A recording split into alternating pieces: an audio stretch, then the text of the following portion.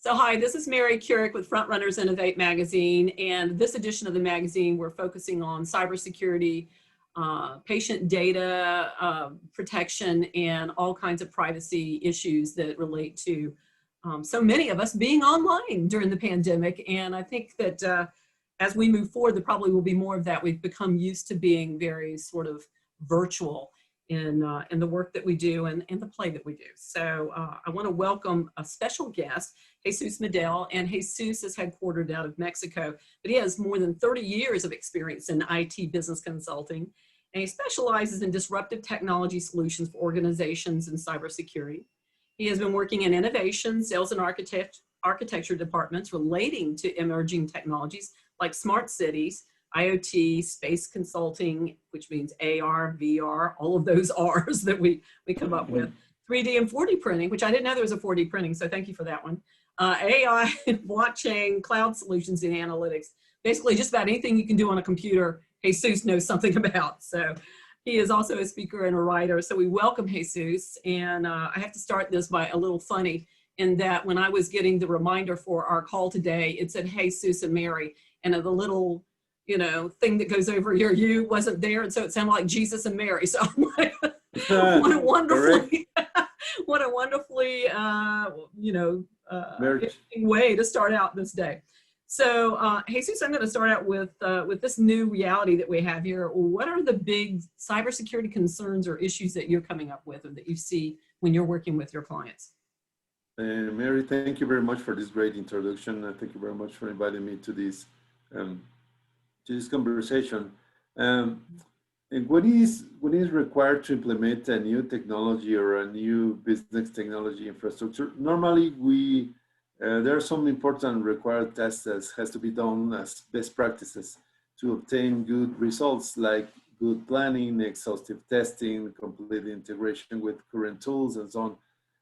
But this pandemic has accelerated out our normal process of project management. This has increased our risks.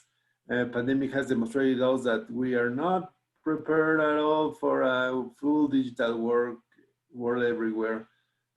Digital changes not only advanced 2 or 3 times faster than expected these months, but we also discovered that in some cases we are just starting to understand, create, and use certain digital tools. For example, schools suddenly discovered that many very experienced teachers were not prepared for a big change to convert their traditional school lessons to digital lessons.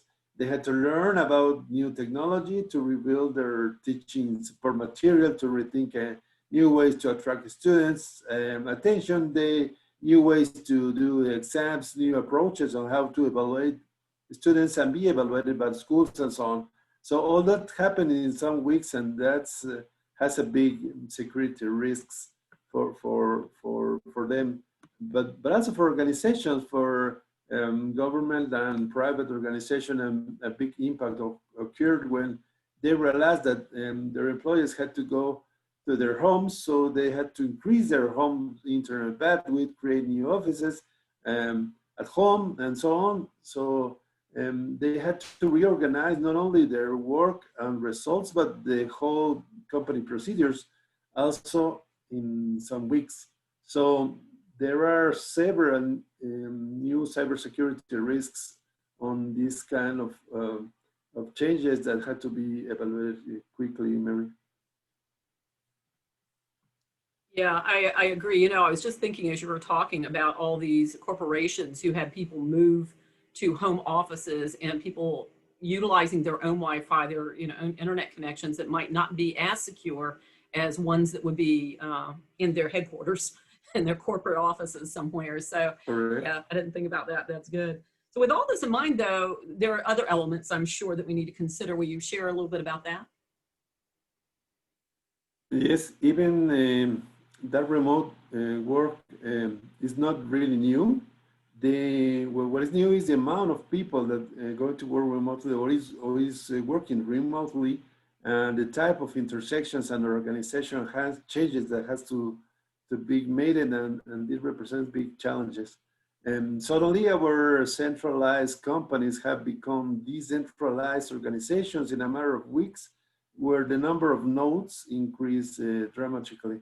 So it's a reality that with this pandemic, that with this pandemic, the amount of cyber attacks had increased, while IT and auditing departments work hard to cover their potential problems. We have to put attention to our traditional telecommunications tools and like virtual private networks, VPNs. Also, we have to double check our interactions with external links like our cloud or new cloud structures, solutions and vendors, which is now called software as a service, SASC, infrastructure as a service, or platform as a service. So these new types of structures have new rules, new players, new risks. Also, agile software development has been helping for the programmers to develop quicker and smarter, but again, has to be reviewed no matter how quickly we need them in these difficult times. There are also some software tools that we develop without the approval or review of IT departments, and this is called shadow IT, and this involves users, passwords, programs, infrastructure, integrations, and others that should be constantly updated, involving also risk management and risk analysis. This type of elements needs to be double checked to avoid security violations, unauthorized access, avoid phishing, malware, ransomware, and all related that's Mary. Well, you know, we've talked a lot about the problems. Now we need to kind of talk about solutions. So what should we do now? What can we do? We have to change our the way that we handle data security. Right now we are reacting, and we have to change this quickly to proactive detection of risks to secure our data. Implement stronger business continuity plans. It is not that we don't have continuity plans, but we have to change them and quickly, because this pandemic has changed a lot of business procedures. So we have to improve also our disaster recovery plans. We have to review our telecommunications and networking security, and do a complementary risk analysis and asset security management plan. We should increase our investments in new artificial intelligence security tools. You know, artificial intelligence tools sometimes can do a better job than a human, because they can do it quicker and take some decisions. So we have to invest in this kind of artificial intelligence tools to improve our encryption and cryptography methods and procedures.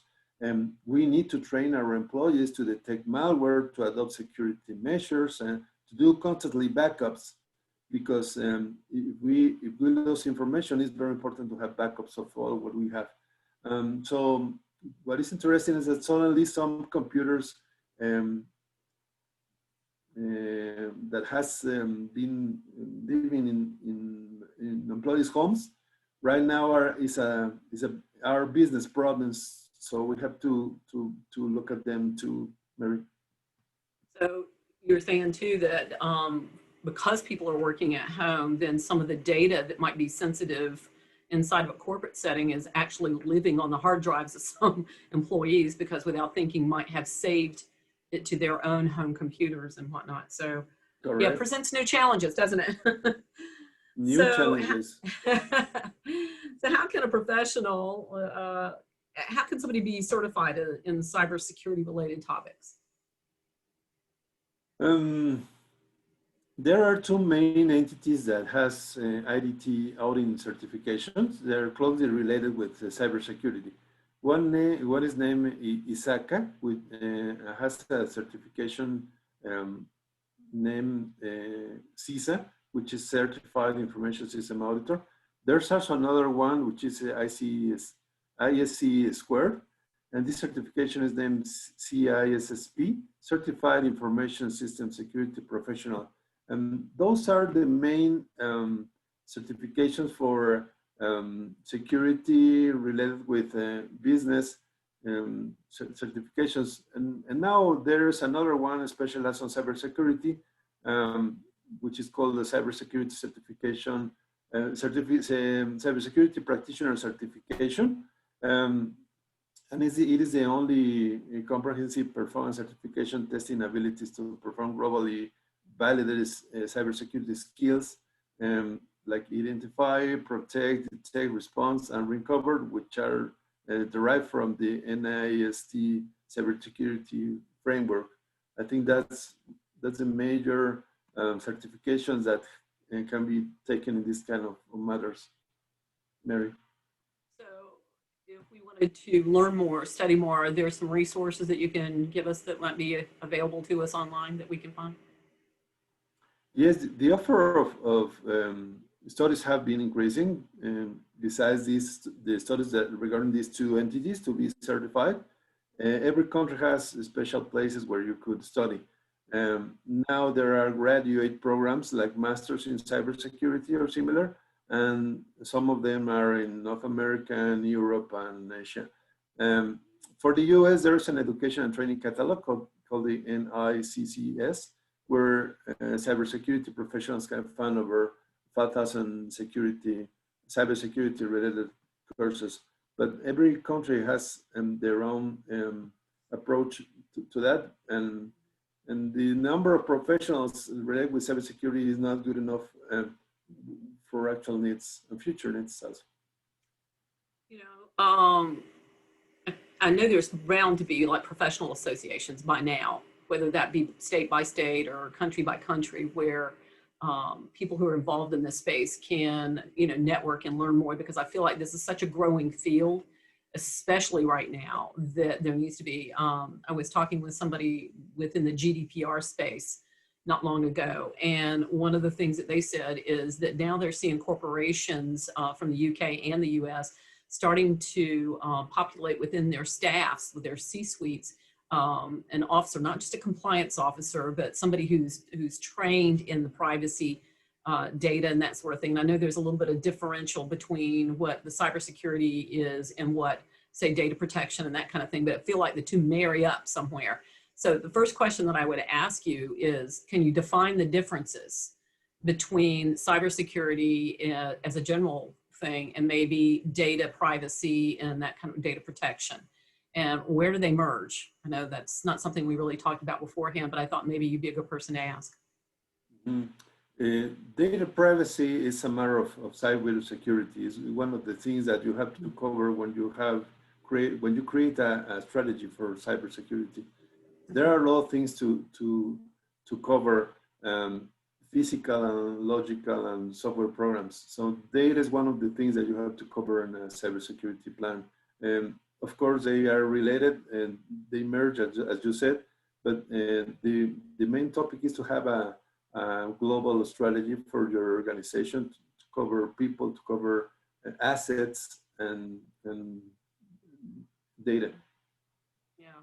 So it doesn't, it used to be data is king and you should have a data analyst on your staff if you care about, getting investment dollars and moving and growing your corporation. Now it's not a matter of just having somebody who will analyze all that. It's now a matter of protecting all of that and making sure that the people that you're gathering the data from are also protected. Correct. So, we need to have both. We need to have analysts that could analyze all the hundreds and thousands of data that is over there everywhere. And also we need to have people to protect that data from hands that has problematic, yes. Right. Well, I'm just going to ask you something closer to home. Since you're established in Mexico, then what kinds of situations are you seeing with your client base? I mean, what types of businesses and corporations do you work with, or organizations do you work with, and what kind of problems do you think you're helping to solve? There are different types of problems. We're supposed to have 2 or 3 months of this, but it has been like 6, 7, 8, 9, 1 year.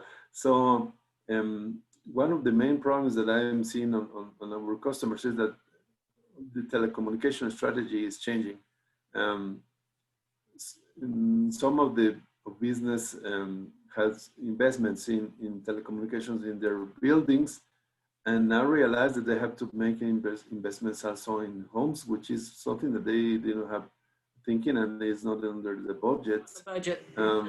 And even for human resources officials or people, it's difficult to handle the new way of manage people. It's a whole new world for everyone. When you think on a manufacturing company, you need people to do their work there. Instead, you have robots to do it. But if you have people there, and if they are not working at their factory, the production stops, and all the supplies are affected. So it depends on the type of business. For hospitals, it's a new reality. Right now, they have to work harder and double their time. For hotels, it's difficult times. For tourism, it's difficult. So it depends on the type of business or vertical, but all of them are affected with this new reality, and they have to make changes because we don't know about the future on this. It could take more months, more years. We really don't know until we have vaccines or whatever is necessary. So we need to have several business plans for different. Yeah, I noticed that you spoke about, disaster. And I think that while we can call this a disaster, it's more of a medical situation, but that doesn't mean that there won't be natural disasters. That was one of the things that we were worried about in the United States. I live in Hurricane Alley, so to speak. And our biggest worry was that we would end up with a bad hurricane this year on top of the pandemic. And then what do you do with sheltering? When you can't, it's just not logical to put 6 feet between people and what do you do with masks? And a lot of people don't understand when you have a disaster like that, that brings out people who, I think they call it chronically homeless. And so you're not only just housing or sheltering the people that who had to leave their homes to go into this, you're sheltering people who maybe have not ever had to be accountable or responsible for certain things in their life, and they made a choice or didn't make a choice and they were that way. Somehow they don't feel like they have to follow rules. And so then you've got police involvement and interaction and that kind of thing, and Red Cross or whoever is trying to manage those things. It just creates a snowball of crazy. And then you've got, those people who may be going back out, after sheltering and maybe carrying that infection if they've been infected forward. It's not the happiest of scenarios. You've got people who have different levels of sanitation and different needs, and you bring them together, and then you bring all the nuisances of a community in trouble into one environment. Correct. Yes. You call it a shelter.